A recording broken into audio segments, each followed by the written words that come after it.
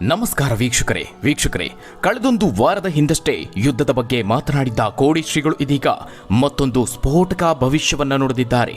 ರಾಜಕಾರಣ, ಪ್ರಕೃತಿ ವಿಕೋಪ, ದೇಶ ವಿದೇಶಗಳಲ್ಲಾಗುವ ವಿದ್ಯಮಾನಗಳ ಬಗ್ಗೆ ಮೊದಲೇ ಎಚ್ಚರಿಕೆ ನೀಡುವ ಶ್ರೀಗಳು ಇದೀಗ ಮತ್ತೊಮ್ಮೆ ಸದ್ದು ಮಾಡ್ತಿದ್ದಾರೆ. ಆದರೆ ಅವರು ಈ ಬಾರಿ ಹೇಳಿರುವಂಥದ್ದು ಮಾತ್ರ ಅಂತಿಂತ ಭವಿಷ್ಯ ಅಲ್ಲ, ರಾಷ್ಟ್ರವನ್ನೇ ತಲ್ಲಣಗೊಳಿಸುವ, ದಿಗ್ಗಜರನ್ನೇ ಬೆಚ್ಚಿ ಬೀಳಿಸುವ ಭವಿಷ್ಯ ಇದು. ಹಾಸನದ ಅರಸೀಕೆರೆಯ ಹಾರನಹಳ್ಳಿಯ ಕೋಡಿ ಮಠದ ಪೀಠಾಧಿಪತಿಯಾಗಿರುವ ಶ್ರೀ ಶಿವಾನಂದ ಶಿವಯೋಗಿ ರಾಜೇಂದ್ರ ಸ್ವಾಮಿಗಳು ಅಂತಹದೊಂದು ಶಾಕಿಂಗ್ ಹೇಳಿಕೆಯನ್ನ ನೀಡಿದ್ದಾರೆ. ದೊಡ್ಡದೊಂದು ಅವಘಡದ ಮುನ್ಸೂಚನೆ ಕೊಟ್ಟಿದ್ದಾರೆ. ಅಷ್ಟು ಮಾತ್ರ ಅಲ್ಲ, ರಾಜ್ಯದಲ್ಲಿ ನಾಯಕತ್ವ ಬದಲಾವಣೆ ಬಗ್ಗೆ ರಾಜ್ಯ ರಾಜಕೀಯದಲ್ಲಿ ಸಂಚಲನ ಮೂಡಿಸುವ ವಿಚಾರವನ್ನ ಮುಂದಿಟ್ಟಿದ್ದಾರೆ. ಈ ಭವಿಷ್ಯವಾಣಿ ಸದ್ಯ ರಾಜಕೀಯದಲ್ಲಿ ಸಂಚಲನಕ್ಕೆ ಕಾರಣವಾಗಿದೆ. ಇನ್ನು ಇದೇ ಕೋಡಿ ಶ್ರೀಗಳು ಅಪಮೃತ್ಯುವಿನ ಬಗ್ಗೆಯೂ ಅಚ್ಚರಿಯ ಭವಿಷ್ಯ ನುಡಿದಿದ್ದಾರೆ. ಈ ಆಘಾತಕಾರಿ ಭವಿಷ್ಯ ಈಗ ಭಾರಿ ಕಳವಳವನ್ನುಂಟು ಮಾಡ್ತಾ ಇದೆ. ಹಾಗಾದ್ರೆ ಅಷ್ಟಕ್ಕೂ ಕೋಡಿ ಶ್ರೀಗಳು ನುಡಿದಂತಹ ಆ ಆಘಾತಕಾರಿ ಭವಿಷ್ಯ ಏನು? ರಾಷ್ಟ್ರದಲ್ಲಿ ದಿಗ್ಗಜರನ್ನೇ ತಲ್ಲಣಗೊಳಿಸುವ ಆ ಸ್ಫೋಟಕ ಭವಿಷ್ಯವಾಣಿಯಲ್ಲಿ ಅಂಥದ್ದೇನಿದೆ? ರಾಜ್ಯದಲ್ಲಿ ನಾಯಕತ್ವ ಬದಲಾವಣೆಯ ಬಗ್ಗೆ ಕೋಡಿ ಶ್ರೀಗಳು ಕೊಟ್ಟ ಮುನ್ಸೂಚನೆ ಏನು? ಯಾರಿಗೆ ಸಿಹಿ, ಯಾರಿಗೆ ಕಹಿ, ಯಾರಿಗೆ ಆಘಾತ, ಯಾರಿಗೆ ಅಚ್ಚರಿ? ಏನಿದು ಕೋಡಿ ಶ್ರೀಗಳ ಮಾರ್ಮಿಕ ಮಾತು? ಏನದು ಸ್ಫೋಟಕ ಬೆರಗುಗೊಳಿಸುವ ಭವಿಷ್ಯವಾಣಿ? ಕೋಡಿ ಶ್ರೀಗಳು ಹೇಳಿದ್ದೇನು? ಆ ಬಗ್ಗೆ ಒಂದು ವರದಿ ಇದೆ, ನೋಡೋಣ. ಹೌದು, ಕೋಡಿ ಮಠದಿಂದ ಹೊರಬೀಳುವ ಒಂದೊಂದು ಭವಿಷ್ಯವೂ ಭಯಾನಕವಾಗಿರುತ್ತೆ. ಎಲ್ಲರನ್ನ ಬೆರಗುಗೊಳಿಸುತ್ತೆ, ಅಚ್ಚರಿ ಮೂಡಿಸುತ್ತೆ. ಕೆಲವೇ ದಿನಗಳ ಹಿಂದೆ ಮಾಧ್ಯಮಗಳ ಮುಂದೆ ಕಾಣಿಸಿಕೊಂಡಿದ್ದ ಶ್ರೀಗಳು ಈಗ ಮತ್ತೊಮ್ಮೆ ಮುನ್ನೆಲೆಗೆ ಬಂದಿದ್ದಾರೆ. ಆದರೆ ಈ ಬಾರಿ ಹಲವು ಆಘಾತಕಾರಿ ಭವಿಷ್ಯದ ಎಚ್ಚರಿಕೆಯನ್ನ ಕೊಟ್ಟು ಹೋಗಿದ್ದಾರೆ. ರಾಜಕಾರಣ, ಪ್ರಕೃತಿ ವಿಕೋಪ, ದೇಶ ವಿದೇಶದ ಸಂಘರ್ಷಗಳು, ರೋಗ, ಯುದ್ಧಗಳ ಬಗ್ಗೆ ಸ್ಫೋಟಕ ಭವಿಷ್ಯವನ್ನ ನುಡಿದಿದ್ದಾರೆ. ಅಷ್ಟಕ್ಕೂ ಕೋಡಿ ಶ್ರೀಗಳು ನುಡಿಯುವ ಭವಿಷ್ಯಕ್ಕೆ ಯಾಕಿಷ್ಟು ಮಹತ್ವ ಅಂದ್ರೆ, ಇದೇ ವರ್ಷದಲ್ಲಿ ಅವರು ನುಡಿದಿದ್ದ ಭವಿಷ್ಯ ಕಣ್ಣ ಮುಂದೆಯೇ ನಿಜವಾಗಿ ಹೋಗಿದೆ. ಯುಗಾದಿ ಸಂದರ್ಭದಲ್ಲಿ ನುಡಿದಿದ್ದ ಭವಿಷ್ಯ ಅಚ್ಚರಿಯ ರೀತಿಯಲ್ಲಿ ನಿಜವಾಗಿದೆ. ಈಗ ಮತ್ತೊಮ್ಮೆ ಮಾಧ್ಯಮಗಳ ಮುಂದೆ ಬಂದಂತಹ ಶ್ರೀಗಳು ಪಹಲ್ಗಾಮ್ ದಾಳಿ ವಿಚಾರವಾಗಿ ಮಾತನಾಡಿದ ಅವರು, ಯುಗಾದಿ ಸಮಯದ ಭವಿಷ್ಯದಲ್ಲಿ ನಾವು ಹೇಳಿದ್ದೆವು, ಉತ್ತರದ ನಾಡಿನಲ್ಲಿ ಹಾಗೆಯ ಹೆಬ್ಬೇಗೆ ಹಬ್ಬೀತು ಹುಟ್ಟೀತು, ಸುತ್ತುವರೆದು ಬರುವಾಗ ಜಗವೆಲ್ಲ ಕೂಳಾದೀತು, ಅಂದರೆ ಸಾಮೂಹಿಕ ಹತ್ಯೆಯಾಗುತ್ತದೆ ಅಂತ ಯುಗಾದಿಯ ಭವಿಷ್ಯದಲ್ಲಿ ನುಡಿಯಲಾಗಿತ್ತು. ಅದು ಹೇಳಿದ ಕೆಲವೇ ದಿನಗಳಲ್ಲಿ ಕಾಶ್ಮೀರದಲ್ಲಿ ಹತ್ಯೆ ಆಯಿತು. ಅದು ಜಗತ್ತಿನಾದ್ಯಂತ ಪ್ರಸಾರ ಆಗುತ್ತೆ, ಆಗಲೇ ಶುರುವಾಗಿದೆ ಅಂತ ತಾವು ನುಡಿದಿದ್ದ ಭವಿಷ್ಯವನ್ನ ಕೋಡಿ ಶ್ರೀಗಳು ಸಮರ್ಥಿಸಿಕೊಂಡ್ರು. ಇನ್ನು ಈ ಬಾರಿ ಅವರು ಹಲವು ಆಘಾತಕಾರಿ ಭವಿಷ್ಯವನ್ನ ನುಡಿದಿದ್ದಾರೆ. ಜಗತ್ತಿನ ಪ್ರಮುಖ ನಾಯಕರಿಗೆ ಅಪಮೃತ್ಯು ಇದೆ ಅಂತ ಹೇಳಿದ್ದಾರೆ. ದೊಡ್ಡ ದೊಡ್ಡ ನಾಯಕರಿಗೆ ಅಪಾಯವಿದೆ. ಜಗತ್ತಿನ 2-3 ಮಹಾನ್ ನಾಯಕರಿಗೆ ಅಪಮೃತ್ಯುವಿದೆ. ಟಾಪ್ ಪೊಲಿಟಿಕಲ್ ಲೀಡರ್ಸ್ಗೆ ಅಪಮೃತ್ಯುವಿದೆ ಅಂತ ಹೇಳಿದ್ದಾರೆ. ಇನ್ನು ಇದೇ ವರ್ಷದಲ್ಲಿ ವಾಯು ಸುನಾಮಿ, ಜಲ ಸುನಾಮಿ, ಭೂ ಸುನಾಮಿ, ಅಗ್ನಿ ಸುನಾಮಿ ಉಂಟಾಗುತ್ತದೆ. ಹಿಮಾಲಯ ಗೌರಿಶಂಕರ ಶಿಖರ ಶಿವ ಎಂದೀತು. ಹಿಮಾಲಯದಲ್ಲಿ ಸುನಾಮಿ ಆದೀತು, ಅಲ್ಲಿಂದ ಬಂದು ಡೆಲ್ಲಿಗೆ ತಲುಪುತ್ತದೆ. ಅಂದರೆ ಹಿಮಾಲಯದಲ್ಲಿ ಆಗುವ ಸುನಾಮಿಯಿಂದ ಡೆಲ್ಲಿಗೂ ಅಪಾಯವಿದೆ ಎಂದಿದ್ದಾರೆ. ಉತ್ತರದ ರಾಷ್ಟ್ರಗಳಿಗೆ ಅಪಾಯವಿದೆ, ಜಲಬಾಧೆ ಇದೆ.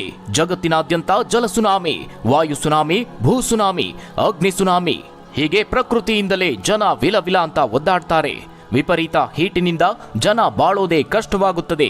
ಒಲೆ ಹತ್ತಿ ಉರಿದರೆ ನಿಲ್ಲಬಹುದು, ಆದರೆ ಧರೆ ಹತ್ತಿ ಉರಿದರೆ ಏನು ಮಾಡೋದು? ಸಮುದ್ರ ಉಕ್ಕುತ್ತದೆ, ಗಾಳಿಯಿಂದ ಅನೇಕ ಸಾವು ನೋವು ಉಂಟಾಗುತ್ತದೆ ಅಂತ ಹೇಳಿದ್ದಾರೆ. ಜಗತ್ತಿನಾದ್ಯಂತ ಈ 4 ಸುನಾಮಿಗಳು ಎಲ್ಲವನ್ನ ಕಾಡುತ್ತದೆ. ನೀರು ಉಕ್ಕಿ ಬರುತ್ತದೆ, ಬಿಸಿಲು ಉಕ್ಕಿ ಬರುತ್ತದೆ, ಗಾಳಿ ಉಕ್ಕಿ ಬರುತ್ತದೆ, ಬೆಂಕಿಯಿಂದ ಜನ ತತ್ತರಿಸಿ ಹೋಗ್ತಾರೆ. ಹೀಗೆ ಪ್ರಕೃತಿ ವಿಕೋಪದ ಬಗ್ಗೆ ಎಚ್ಚರಿಕೆಯನ್ನ ನೀಡಿದ್ದಾರೆ. ಇನ್ನು ಕೊರೋನಾ ಮಹಾಮಾರಿಯಂತಹ ರೋಗ ಬರುತ್ತೆ ಅಂತ ನಿಖರವಾಗಿ ಹೇಳಿದ್ದ ಕೋಡಿ ಶ್ರೀಗಳು ಇದೀಗ ಮತ್ತೊಂದು ಅದೇ ರೀತಿಯ ಭವಿಷ್ಯ ನುಡಿದಿದ್ದಾರೆ. ಈ ವರ್ಷದಲ್ಲಿ ಒಂದು ರೋಗ ಬರುತ್ತದೆ, ಅದು 5 ವರ್ಷ ಜನರನ್ನ ಕಾಡುತ್ತದೆ, ಅದರಿಂದ ಸಾವು ನೋವು ಉಂಟಾಗುತ್ತದೆ ಅಂತ ಹೇಳಿದ್ದಾರೆ. ಇನ್ನು ಕೋಡಿ ಶ್ರೀಗಳು ಮುಂದೆ ಮಾತನಾಡಿದ್ದು ರಾಷ್ಟ್ರ ರಾಜಕಾರಣದ ಬಗ್ಗೆ. ಆದರೆ ರಾಷ್ಟ್ರ ರಾಜಕಾರಣದ ಬಗ್ಗೆ ಕೇಳಿದಂತಹ ಸಂದರ್ಭದಲ್ಲಿ ಮಾರ್ಮಿಕ ಮಾತನ್ನ ನುಡಿದು ಅಲ್ಲಿಗೆ ಸುಮ್ಮನಾಗಿದ್ದಾರೆ. ಯಾವುದೇ ರೀತಿಯ ವಿಶ್ಲೇಷಣೆಯನ್ನೇ ಮಾಡಲಿಲ್ಲ. ಇದು ರಾಷ್ಟ್ರ ರಾಜಕಾರಣದ ಕುರಿತಾಗಿ ಮತ್ತಷ್ಟು ಆತಂಕವನ್ನ ಮೂಡಿಸಿದೆ. ಕೇಂದ್ರ ರಾಜಕಾರಣದ ಬಗ್ಗೆ ಕೇಳಿದಂತಹ ಸಂದರ್ಭದಲ್ಲಿ ಅರಸನ ಅರಮನೆಗೆ ಕಾರ್ಮೋಡ ಕವಿದೀತು ಅಂತ ಹೇಳಿ ಸುಮ್ಮನಾಗಿದ್ದಾರೆ. ಈ ಮಾರ್ಮಿಕ ಮಾತು ಈಗ ಹಲವು ಅರ್ಥಗಳನ್ನ ಪಡೆದುಕೊಳ್ತಾ ಇದೆ, ಸಾರ್ವಜನಿಕವಾಗಿ ಭಾರಿ ಚರ್ಚೆಗೆ ಒಳಗಾಗಿದೆ. ಇನ್ನು ಇದೇ ಸಂದರ್ಭದಲ್ಲಿ ಮತ್ತೊಮ್ಮೆ ಸಾಮೂಹಿಕ ಹತ್ಯೆಯಾಗುವ ಲಕ್ಷಣವಿದೆ ಅಂತಲೂ ಹೇಳಿದ್ದಾರೆ. ಹೀಗಾಗಿ ಇದು ಯುದ್ಧದ ಮುನ್ಸೂಚನೆನಾ, ಕೇಂದ್ರಕ್ಕೇನಾದ್ರೂ ಅಪಾಯ ಕಾದಿದೆಯಾ ಅಥವಾ ಮತ್ತೊಮ್ಮೆ ದಾಳಿಯಾಗುತ್ತಾ ಅನ್ನುವ ಆತಂಕಕ್ಕೆ ಎಡೆ ಮಾಡಿಕೊಟ್ಟಿದೆ. ಇವೆಲ್ಲದರ ನಂತರದಲ್ಲಿ ರಾಜ್ಯ ರಾಜಕಾರಣದ ಬಗ್ಗೆ ಕೋಡಿ ಶ್ರೀಗಳು ಬಹಳ ಅಚ್ಚರಿಯ ಭವಿಷ್ಯವನ್ನ ನುಡಿದಿದ್ದಾರೆ. ಹೌದು, ರಾಜ್ಯದಲ್ಲಿ ಸಿಎಂ ಬದಲಾವಣೆ ವಿಚಾರ ಸಾರ್ವಜನಿಕವಾಗಿಯೂ ಭಾರೀ ಸದ್ದು ಮಾಡ್ತಾ ಇದೆ. ಕಾಂಗ್ರೆಸ್ ಪಾಳ್ಯದಲ್ಲಂತೂ ಕಿತ್ತಾಟಕ್ಕೆ ಕಾರಣವಾಗಿದೆ.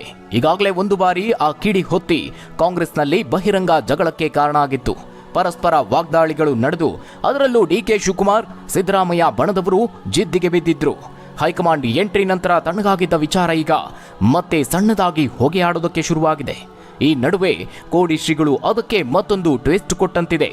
ಇಲ್ಲಿಯವರೆಗೂ ರಾಜ್ಯ ರಾಜಕೀಯದಲ್ಲಿ ನವೆಂಬರ್ ತಿಂಗಳಿಗೆ ಡೆಡ್ಲೈನ್ ಅಂತ ಹೇಳಲಾಗ್ತಾ ಇತ್ತು. ನವೆಂಬರ್ ರಾಜಕಾರಣ ಕಳೆದ ವರ್ಷದಲ್ಲೂ ಸದ್ದು ಮಾಡಿತ್ತು. ಈ ವರ್ಷದಲ್ಲಿ ಅದಕ್ಕಿಂತಲೂ ಹೆಚ್ಚಿನದಾಗಿ ಅಲ್ಲೋಲ ಕಲ್ಲೋಲವನ್ನೇ ಸೃಷ್ಟಿ ಮಾಡುತ್ತೆ ಅಂತ ರಾಜಕೀಯ ಪಂಡಿತರು ಭವಿಷ್ಯವನ್ನ ನುಡಿದಿದ್ದಾರೆ. ಆದರೆ ಕೋಡಿ ಶ್ರೀಗಳು ಮಾತ್ರ ನವೆಂಬರ್ನಿಂದ ಮುಂದಿನ ವರ್ಷದ ಸಂಕ್ರಾಂತಿಗೆ ಶಿಫ್ಟ್ ಮಾಡಿದ್ದಾರೆ. ಹೌದು, ಬಾಗಲಕೋಟೆಯಲ್ಲಿ ಸ್ವಾಮೀಜಿಯೊಬ್ಬರು ರಾಜ್ಯ ರಾಜಕಾರಣದಲ್ಲಿನ ಬದಲಾವಣೆ ಬಗ್ಗೆ ಮಾರ್ಮಿಕ ಭವಿಷ್ಯ ನುಡಿದಿದ್ದಾರೆ. ಭವಿಷ್ಯದಲ್ಲಿ ಎರಡು, ಒಂದು ಯುಗಾದಿ ಭವಿಷ್ಯ, ಇನ್ನೊಂದು ಸಂಕ್ರಾಂತಿ ಭವಿಷ್ಯ. ಯುಗ ಭವಿಷ್ಯ ಪ್ರಕೃತಿಗೆ ಸಂಬಂಧಿಸಿದ್ದು. ಈ ಸಂಕ್ರಾಂತಿಯ ಭವಿಷ್ಯ ರಾಜರಿಗೆ, ದೊಡ್ಡ ದೊಡ್ಡ ವ್ಯಾಪಾರಿಗಳಿಗೆ, ಹಡಗಿನಲ್ಲಿ ಬರುವಂತವರಿಗೆ ಬರುತ್ತದೆ. ಆದರೆ ಸಂಕ್ರಾಂತಿಯವರೆಗೆ ಯಾವ ಬದಲಾವಣೆ ದೋಷವೂ ಕಾಣ್ತಾ ಇಲ್ಲ. ಇಲ್ಲಿಯವರೆಗೂ ರಾಜನ ಬದಲಾವಣೆಯಾಗುವ ಯಾವುದೇ ಸಾಧ್ಯತೆ ಇಲ್ಲ. ರಾಜನಿಗೆ ಸಂಕ್ರಾಂತಿವರೆಗೆ ಯಾವುದೇ ಕಂಟಕ ಇಲ್ಲ ಅಂತ ಹೇಳಿದ್ದಾರೆ. ಆದರೆ ಇದೇ ಸಂದರ್ಭದಲ್ಲಿ ಒಂದು ಮಾರ್ಮಿಕ ಮಾತನ್ನಾಡಿದ್ದಾರೆ. ಸಂಗಮೇಶ ನಲಿವನೆ, ಆದರೆ ಹೊಳೆ ಅಡ್ಡ ಬಂದಿದೆ. ಬದಲಾವಣೆ ವಿಚಾರದಲ್ಲಿ ಹೊಳೆಯನ್ನ ಈಜಿದರೆ ಜಯಿಸಬಹುದು, ಆ ಶಕ್ತಿ ಇದ್ರೆ ಗೆಲ್ಲಬಹುದು ಅಂತ ಹೇಳಿದ್ದಾರೆ. ಈ ಬಗ್ಗೆ ಮಾತನಾಡಿದ ಶ್ರೀಗಳು, ಈ ಹಿಂದೆಯೇ ಹೇಳಿದ್ದೆ, ಹಾಲು ಮತದವರಿಗೆ ಅಧಿಕಾರ ಬಂದರೆ ಬಿಡಿಸಿಕೊಳ್ಳೋದು ಕಷ್ಟ, ಅವರಾಗಿಯೇ ಬಿಡಬೇಕು. ಯಾಕಂದ್ರೆ ವಿಜಯನಗರ ಸಾಮ್ರಾಜ್ಯ ಹಕ್ಕಬುಕ್ಕರು ಕಟ್ಟಿದ್ದು. ಇವತ್ತಿಗೂ ಅದೇ ಚಿಹ್ನೆ ಇರೋದು. ಮೈಸೂರು ದಸರಾ ಅದೇ ಚಿಹ್ನೆಯಲ್ಲಿ ನಡೀತಾ ಇರೋದು. ಹಾಲು ಕೆಟ್ಟರೂ ಹಾಲು ಮತ ಕೆಡೋದಿಲ್ಲ. ಅಂತವರ ಕೈಲಿ ಅಧಿಕಾರ ಸಿಕ್ಕಿರೋದ್ರಿಂದ ಬಿಡಿಸೋದು ಕಷ್ಟ, ಅವರಾಗಿಯೇ ಬಿಟ್ರೆ ನಿಮಗೆ ಸಿಗುತ್ತದೆ ಅಂತ ಸಿಎಂ ಬದಲಾವಣೆ ಬಗ್ಗೆ ಸ್ಫೋಟಕ ಭವಿಷ್ಯವನ್ನ ನುಡಿದ್ರು. ಕಳೆದ ಮಾರ್ಚ್ ಭವಿಷ್ಯದಲ್ಲೂ ಕೋಡಿ ಶ್ರೀಗಳು ಇದೇ ರೀತಿಯಾಗಿ ಹೇಳಿದ್ರು. ಸಿಎಂ ಸಿದ್ದರಾಮಯ್ಯ ಅವರು ಹಾಗೆ ಡಿಸಿಎಂ ಡಿಕೆ ಶಿವಕುಮಾರ್ ಅವರ ಮಧ್ಯೆ ಕುರ್ಚಿ ಕಸರತ್ತು ಕುರಿತ ರಾಜಕೀಯ ಚರ್ಚೆ ಜೋರಾದಂತಹ ಸಂದರ್ಭದಲ್ಲಿ ಇಂತಹದೊಂದು ಭವಿಷ್ಯ ನುಡಿದಿದ್ರು. ಹಾಲು ಮತದ ಕೈಯಲ್ಲಿ ರಾಜ್ಯದ ಅಧಿಕಾರವಿದೆ, ಸಲೀಸಾಗಿ ಅವರನ್ನ ಕುರ್ಚಿಯಿಂದ ಇಳಿಸಲು ಅಸಾಧ್ಯ, ಅವರಾಗೆ ಬಿಟ್ಟುಕೊಟ್ಟರೆ ಮಾತ್ರ ಬೇರೆಯವರು ಆ ಸ್ಥಾನದಲ್ಲಿ ಕೂರಬಹುದು ಅಂತ ಆಗಲೂ ಸಹ ಕೋಡಿ ಶ್ರೀಗಳು ಅದೇ ಮಾತನ್ನ ಹೇಳಿದ್ರು. ಆ ಮೂಲಕ ಸಿಎಂ ಬದಲಾವಣೆ ಆಗೋದಿಲ್ಲ ಅಂತ ಪರೋಕ್ಷವಾಗಿ ಹೇಳಿದ್ರು. ಇದೀಗ ಅದೇ ಮಾತನ್ನ ಪುನರುಚ್ಚರಿಸಿದ್ದಾರೆ. ಅದೇ ರೀತಿ ಸಂಕ್ರಾಂತಿವರೆಗೆ ಕಾಯಬೇಕು ಅಂತಲೂ ಹೇಳಿದ್ದಾರೆ. ಇನ್ನು ಪಹಲ್ಗಾಮ್ ದಾಳಿಯ ಬಗ್ಗೆ ಸ್ವಾಮೀಜಿಯವರು ಬೇಸರ ವ್ಯಕ್ತಪಡಿಸಿದ್ದಾರೆ. ಪಹಲ್ಗಾಮ್ ಉಗ್ರರ ದಾಳಿ ಬಗ್ಗೆ ಮಾತುಗಳನ್ನಾಡಿದ್ದು ಯುದ್ಧ ಆಗುವ ಲಕ್ಷಣ ಇದೆ ಅಂತ ಭವಿಷ್ಯ ನುಡಿದಿದ್ದಾರೆ. ಪಹಲ್ಗಾಮ್ ದಾಳಿಯ ಹಿನ್ನೆಲೆ ದೇಶದಲ್ಲಿ ಯುದ್ಧ ಭೀತಿ ಇದೆ. ಯುದ್ಧವನ್ನ ಅಲ್ಲಗಳೆಯುವಂತಿಲ್ಲ. ಮತೀಯ ಮತಾಂಧತೆ ಗೊಂದಲ ಬಹಳ ಹೆಚ್ಚಾಗುತ್ತದೆ. ಇನ್ನು ಜನಗಳಲ್ಲಿ ಸಾವು ನೋವುಗಳು ಹೆಚ್ಚಾಗುತ್ತದೆ, ಕಂದಕ ಉಂಟಾಗುತ್ತದೆ. ಅದು ಯಾರಿಗೂ ಶಾಂತಿ ಕೊಡುವಂತ ಪ್ರಸಂಗವಲ್ಲ. ಆದ್ದರಿಂದ ಯುದ್ಧದ ಭೀತಿ ಇದೆ ಎಂದಿದ್ದಾರೆ. ಪಹಲ್ಗಾಮ್ ದಾಳಿಯ ಬಗ್ಗೆ ಮಾತನಾಡ್ತಾ ಕುರಾನ್ನಲ್ಲಿ ಹೇಳ್ತಾರೆ, ಸಣ್ಣ ಕ್ರಿಮಿಯನ್ನು ಕೊಲ್ಲಬಾರದು ಅಂತ, ಕೊಂದರೆ 1000 ಜನರ ಕೊಂದಷ್ಟು ಪಾಪ ಬರುತ್ತೆ ಅಂತ. ಅಂತಹ ಮಾನವೀಯ ಮೌಲ್ಯದ ದಯಪೂರ್ಣ ಮಾತು ಕುರಾನ್ನಲ್ಲಿದೆ. ಅಂತಹ ಅನುಯಾಯಿಗಳು ಹೀಗೆ ಮಾಡ್ತಾರೆ ಅಂದ್ರೆ ಅವರ ಬಗ್ಗೆ ಯೋಚನೆ ಮಾಡಬೇಕಾಗುತ್ತದೆ ಅಂತ ಹೇಳಿದ್ರು. ಇನ್ನು ವಾರದ ಹಿಂದಷ್ಟೆಯೂ ಇದೇ ಯುದ್ಧದ ಬಗ್ಗೆ ಮಾತನಾಡಿದ್ರು. ನಮ್ಮ ದೇಶದಲ್ಲಿ ಎಂದಿಗೂ ಯಾವುದೇ ಕಾರಣಕ್ಕೂ ಮಾನವೀಯ ಮೌಲ್ಯಗಳನ್ನು ಬಲಿ ಕೊಡಬಾರದು. ರಾಷ್ಟ್ರಪ್ರೇಮ, ದೇಶಪ್ರೇಮ, ಧನಪ್ರೇಮ ಇವು ಮಾನವೀಯ ಮೌಲ್ಯಗಳ ಪೈಕಿ ಅತಿ ಮುಖ್ಯವಾದವು. ಇಂತಹ ಮೌಲ್ಯಗಳಿಗೆ ಮತ ಕೊಟ್ಟಿದ್ದರಿಂದಲೇ ಸರ್ಕಾರಗಳು ಅಧಿಕಾರಕ್ಕೆ ಬಂದಿವೆ. ಆದರೆ ಸರ್ಕಾರಗಳು ಮಾನವೀಯತೆಗೆ ವಿರುದ್ಧವಾಗಬಾರದು. ಸರ್ಕಾರ ತೆಗೆದುಕೊಳ್ಳುವ ಯಾವುದೇ ನಿರ್ಧಾರಕ್ಕೆ ಸಮಸ್ತ ಭಾರತೀಯರು ಒಪ್ಪಿಗೆ ಕೊಡಬೇಕು ಅಂತ ತಿಳಿಸಿದ್ದಾರೆ. ಇದೇ ಸಂದರ್ಭದಲ್ಲಿ ಅವರು ಗುರು ಪರಂಪರೆಯ ಬಗ್ಗೆಯೂ ಮಾತನಾಡಿದ್ರು. ರಾಜ ಮಹಾರಾಜರ ಕಾಲದಿಂದಲೂ ಅವರ ಪಕ್ಕದಲ್ಲಿ ಧಾರ್ಮಿಕ ಗುರುಗಳು ಇರ್ತಾ ಇದ್ರು. ಅವರುಗಳು ದೇಶದ ಒಳಿತಿಗಾಗಿ ಸಲಹೆಯನ್ನ ಕೊಡ್ತಾ ಇದ್ರು. ರಾಜರು ತಮ್ಮ ನಡವಳಿಕೆಯಲ್ಲಿ ಗುರುಗಳ ಸಲಹೆಗಳನ್ನ ಪಾಲಿಸ್ತಾ ಇದ್ರು. ಆ ಮೂಲಕ ದೇಶದಲ್ಲಿ ಶಿಸ್ತಿನ ಆಡಳಿತ, ಶಾಂತಿ ಮತ್ತು ಸಮೃದ್ಧಿ ಇತ್ತು. ಈ ಆಚರಣೆ ಇಲ್ಲದಿರುವುದೇ ಇಂದಿನ ರಾಜಕೀಯದ ಅಸ್ತವ್ಯಸ್ತತೆಗೆ ಕಾರಣವಾಗಿದೆ. ಯಾವುದೇ ನಿರ್ಧಾರವನ್ನ ಕೈಗೊಳ್ಳುವಾಗ ಗುರುಗಳ ಅಭಿಪ್ರಾಯವನ್ನ ಕೇಳುವುದು ಉತ್ತಮವಾಗಿದೆ ಎಂದರು. ಇನ್ನು ಭಾರತ ಹಾಗೂ ಪಾಕಿಸ್ತಾನದ ನಡುವಿನ ಈ ಉದ್ವಿಗ್ನ ಸ್ಥಿತಿಯು ಕೇವಲ ಭಾರತ ಪಾಕ್ ನಡುವೆ ಮಾತ್ರವಲ್ಲ, ವಿಶ್ವಕ್ಕೆ ಸಂಕಷ್ಟವನ್ನ ತಂದೊಡ್ಡಲಿದೆ. ಇದು ಇನ್ನಷ್ಟು ವಿಷಮ ಸ್ಥಿತಿಯನ್ನ ತಲುಪಲಿದ್ದು ಮುಂದಿನ ದಿನಗಳಲ್ಲಿ ಭಾರೀ ಸಂಕಷ್ಟ ಎದುರಾಗಲಿದೆ ಅಂತಲೂ ಕೋಡಿ ಶ್ರೀಗಳು ಹೇಳಿದ್ದಾರೆ. ಸದ್ಯ ಉತ್ತರ ನಾಡು ಕಾಶ್ಮೀರದಲ್ಲಿ ಈಗ ಸಂಘರ್ಷ ಏರ್ಪಟ್ಟಿದೆ. ಮುಂದಿನ ದಿನಗಳಲ್ಲಿ ಪೂರ್ತಿ ದಕ್ಷಿಣ ಭಾರತ ಸೇರಿದಂತೆ ಜಗಕ್ಕೆಲ್ಲವೂ ಸಂಕಷ್ಟವನ್ನ ತಂದೊಡ್ಡಲಿದೆ. ಇದು ಇನ್ನೂ ಹೆಚ್ಚಾಗುವ ಸಾಧ್ಯತೆ ಇದೆ. ಮತಾಂಧ ಗಲಭೆಗಳು ಹೆಚ್ಚಾಗುತ್ತದೆ, ಮರಣ ಮೃದಂಗ ಶುರುವಾಗುತ್ತದೆ, ಸಾವು ನೋವುಗಳು ಹೆಚ್ಚಾಗುತ್ತದೆ. ಹೀಗಾಗಿ ಆಳ್ವಿಕೆ ನಡೆಸುತ್ತಿರುವ ಅರಸರು ಇದರ ಬಗ್ಗೆ ವಿಚಾರ ಮಾಡಬೇಕು ಅಂತಲೂ ಅವರು ಅಭಿಪ್ರಾಯಪಟ್ಟಿದ್ದಾರೆ. ಒಟ್ಟಾರೆಯಾಗಿ ಕೋಡಿ ಶ್ರೀಗಳು ನುಡಿದ ಭವಿಷ್ಯ ಈಗ ಸಂಚಲನ ಮೂಡಿಸಿದೆ. ಹಾಗಾದ್ರೆ ವೀಕ್ಷಕರೇ, ಈ ಒಂದು ಸ್ಫೋಟಕ ಭವಿಷ್ಯದ ಬಗ್ಗೆ ನೀವೇನಂತೀರಾ? ನಿಮ್ಮ ಅನಿಸಿಕೆ ಅಭಿಪ್ರಾಯವನ್ನ ಕಮೆಂಟ್ ಮೂಲಕವಾಗಿ ತಿಳಿಸಿ. ಧನ್ಯವಾದಗಳು ವೀಕ್ಷಕರೇ.